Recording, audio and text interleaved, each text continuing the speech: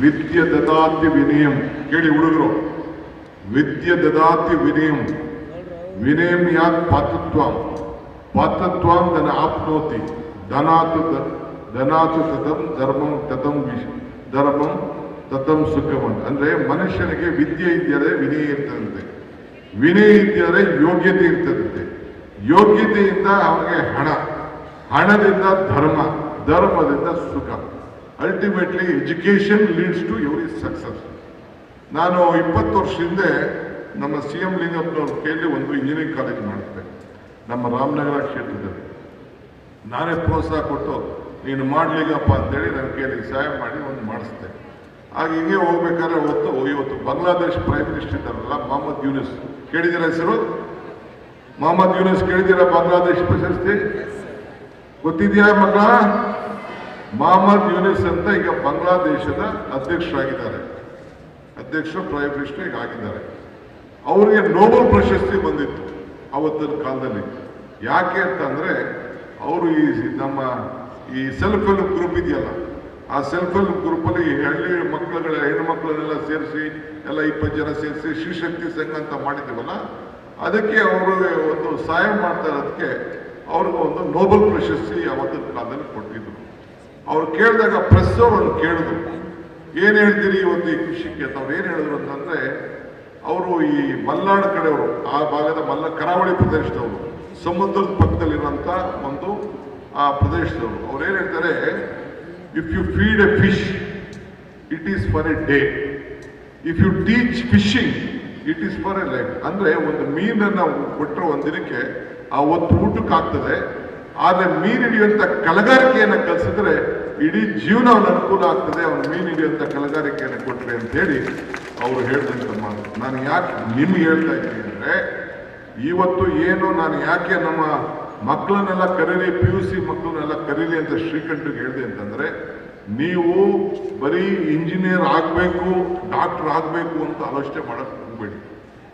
Mechanical engineer ಆಗಬೇಕು, computer ಆಗಬೇಕು ಅಂತ ಮಾಡಕ್ ಹೋಗ್ಬೇಡಿ. ನಿಮ್ಮಲ್ಲಿ ನೀವೇ 16 ಜನಕ್ಕೆ ಉದ್ಯೋಗವನ್ನು ಸೃಷ್ಟಿ ಮಾಡೋಂಥ ಶಕ್ತಿ ನಿಮಗೆ ಬರಬೇಕು. ಇವತ್ತು ನಮ್ಮ ಕನಕಪುರದಲ್ಲಿ ಏನು ನಾವು ಮಿಲ್ಕ್ದು ನಾವು ಏನು ಕಟ್ಟಿದ್ದೀವಿ, ಮಿಲ್ಕ್ ಯೂನಿಯನ್ ಏನು ಇಲ್ಲೊಂದು ಸ್ಥಾಪನೆ ಆಗಿದೆ. ಇಡೀ ಭಾರತದಲ್ಲೇ ಒಂದು ಮಾದರಿಯಾದಂಥ ಸಂಸ್ಥೆ, ಅಮೂಲ್ ಜೊತೆಗೆ ಕಾಂಪೀಟ್ ಮಾಡೋಂಥ ಸಂಸ್ಥೆ ನಿಮ್ಮ ಕನಕಪುರದಲ್ಲಿ ಶಿವನಹಳ್ಳಿಲಿ ಇದೆ ಅನ್ನೋದನ್ನ ನಿಮ್ಮ ತಲೆಯಲ್ಲಿ ಇರಬೇಕು. ಇವತ್ತೇನು ನಂದಿನಿ ಬಗ್ಗೆ ನಾವು ಮಾತಾಡ್ತಾ ಇದ್ದೀವಿ, ನಂದಿನಿ ತಿರುಪತಿ ಹಾಲಿಗೆ ಕಳಿಸ್ಕೊಡ್ತಾ ಇದೀವಿ, ಇಲ್ಲಿಂದನೂ ಹಾಲು ಹೋಗ್ತಾ ಇದೆ, ನಿಮ್ಮ ಹಾಲು ಹೋಗ್ತಾ ಇದೆ, ನಿಮ್ಮ ತುಪ್ಪನೂ ಹೋಗ್ತಾ ಇದೆ. ಡೆಲ್ಲಿಲಿ ಏನು ಇವತ್ತು ಮಾರ್ಕೆಟ್ ಮಾಡ್ತಾ ಇದೀವಿ, ಅದಕ್ಕೂ ನಿಮ್ಮ ತುಪ್ಪ ಆಗ್ತಾ ಇದೆ. ಇವತ್ತು ನಮ್ಮ ತಾಲೂಕು ಸಿಲ್ಕು ಮಿಲ್ಕು ಇವೆರಡೂ ಕೂಡ ಬಹಳ ಪ್ರಭುತ್ವವಾಗಿದೆ.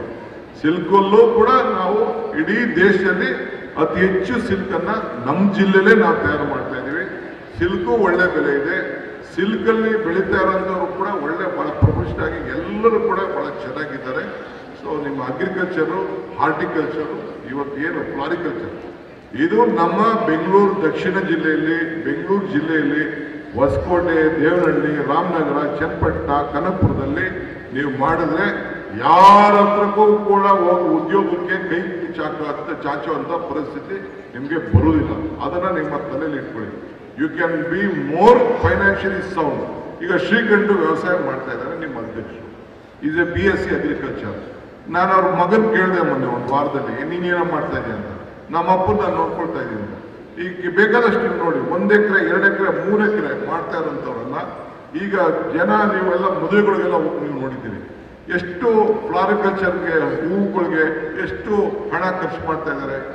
50 ಲಕ್ಷ, 60 ಲಕ್ಷ, 20 ಲಕ್ಷ, 30 ಲಕ್ಷ ನೋಡಿ, ಇವೆಲ್ಲ ಈ ರೀತಿ ಎಲ್ಲ ಕಂಪ್ಲೀಟ್ ಎಲ್ಲ ಇದಕ್ಕೆ ಖರ್ಚು ಮಾಡ್ತಾ ಇದ್ದಾರೆ. ಇದನ್ನ ಯಾರು ಬೆಳೀತಾ ಇರೋದು? ಏನು ಮೇಲ್ಗಡೆಯಿಂದ ಉದುರ್ತಾ ಇಲ್ಲ, ನೀವೇ ನಿಮ್ಮ ಭೂಮಿಯಲ್ಲೇ ಇದು ಆಗ್ತಾ ಇದೆ. ಸೊ ಅಲ್ಲ, ಶ್ರೀಕಂಠ ನಾನು ಹೇಳ್ತಾ ಇದ್ದೀನಿ, ಇದು ಶ್ರೀಕಂಠ ಅವ್ರ ತೋಟದಲ್ಲೇ ಈ ಬೆಳೆದಿರೋಂಥ ಇದು ಹೂ, ಇದು ನಿಮ್ಮ ತಲೆಯಲ್ಲಿ ಇರಬೇಕು. So you are more capable.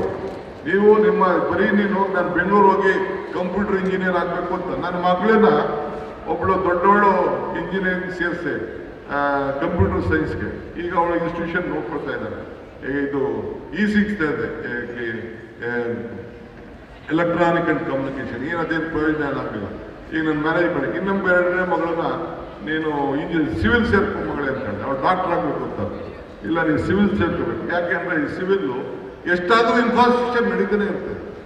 ಮನೆಗಳು ಕಟ್ತಾನೆ ಇರ್ತಾರೆ, ರೋಡ್ ಕಟ್ತಾನೆ ಇರ್ತಾರೆ, ಬ್ರಿಡ್ಜ್ ಕಟ್ತಾನೆ ಇರ್ತಾರೆ.